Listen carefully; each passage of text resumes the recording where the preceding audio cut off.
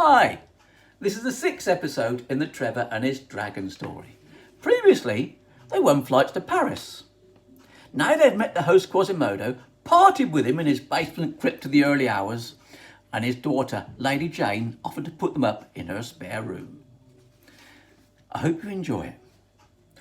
Trevor and his dragon in their room began to play, practising their music as a greeting to the day, joining with the chorus of the birds that sing at dawn, melodies of morning when the sunlight is reborn. Quasimodo's daughter, dragon trainer, Lady Jane, nudged from sleep to waking by a softly sung refrain accompanied by strumming in a lilting Spanish style. Harmony so perfect that she lay there quite a while, floating in a dreamscape, mind adrift and uncontrolled, memories warmly drifting, hopes and fantasies unfold. Cosy, warm and happy, half awake and half asleep, unaware of gargoyles as they crouched before a leap. Little flying terrors there crept into her room, stealthily preparing for her ambush and her doom. 27 gargoyles, each with huge demonic grin, jumped as imp leader gave the signal to begin. Reflexes like lightning, Lady Jane let clear the bed, grabbing hold the leader by his ugly stony head. Using him to shield her against the onslaught of the rest. "Caught you," said our Lady Jane. "Now out until I'm dressed." Gargoyles, all still laughing, made their way back down the stairs, planning for the next attempt to catch her unawares, leaving Mistress Trainer thinking of the night before, when she found a friendship that she hoped might lead to more.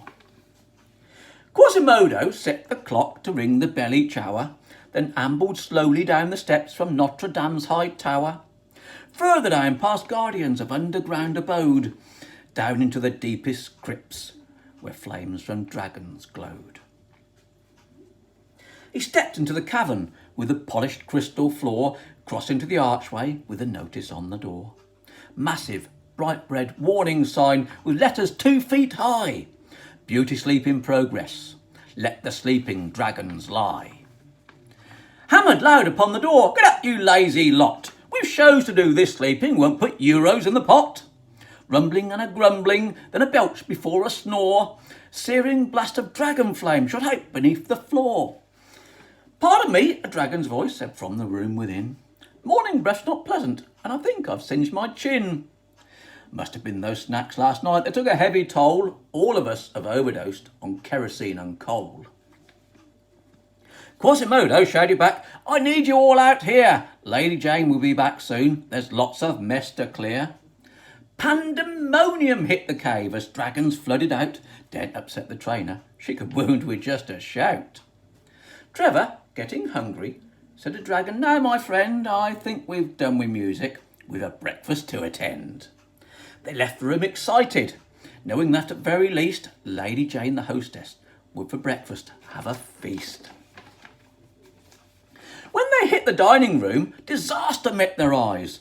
A table full of salad, not a trace of eggs or fries. Dragon cast a glance around, saw only balsa wood, no fossil fuels like coal or coke or out that's any good. Lady Jane was seated with the gargoyles at her feet. "Morning, Trevor and Dragon. Get your bums sat down and eat." "Bloody hell," said Trevor. "I think I've died and gone to hell." Dragon said, "It's worse than that. I'm stuck down here as well." Narrowed eyes from Lady Jane flashed danger at the pair, that and sparks of static flashing brightly in her hair. Gargoyles edged towards the door as Dragon Trainer smiled. Standing up, she spoke to them in tones quite sweet and mild. "Both of you I count as friends, and each an honoured guest. I've done my best to choose a meal that's easy to digest. Breakfast is important. It's the first one of the day. It's got to be nutritious. Please just eat what's on display." Dragon started smoking, and the host reached for a whip. Trevor read the danger signs and offered up a quip. "Wooden table tasty. Bet my dragon's eaten worse." Lady Jane said, "Try it and your pet will need a nurse." Dragon loved a challenge, so he went to take a bite. Whip lashed out and Dragon's snout was wrapped and bound up tight. Caught off guard, he tried to fly, but Lady Jane was there. pinned his neck down to the floor with massive metal chair. Trev said, "Friends, let's start again. We really shouldn't fight. Remember how we parted at the feast we had last night?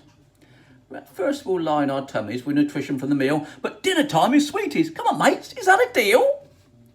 Lady Jane just giggled as she tickled Dragon's foot. Dragon's muffled laughter filled the room with clouds of soot. Then she pulled his snout up and she planted there a kiss. With that the beast went soppy and said, "Jane, I'm sorry, miss." Pride and tantrums over, three good friends sat down to eat. Trevor chewing lettuce and pretending it was meat. Dragon snacked on balsa wood while checking out the door. Solid oak, a hearty meal, but didn't want a war. That's it. I'll do the next one tomorrow. Hope you enjoyed this. Thank you very much.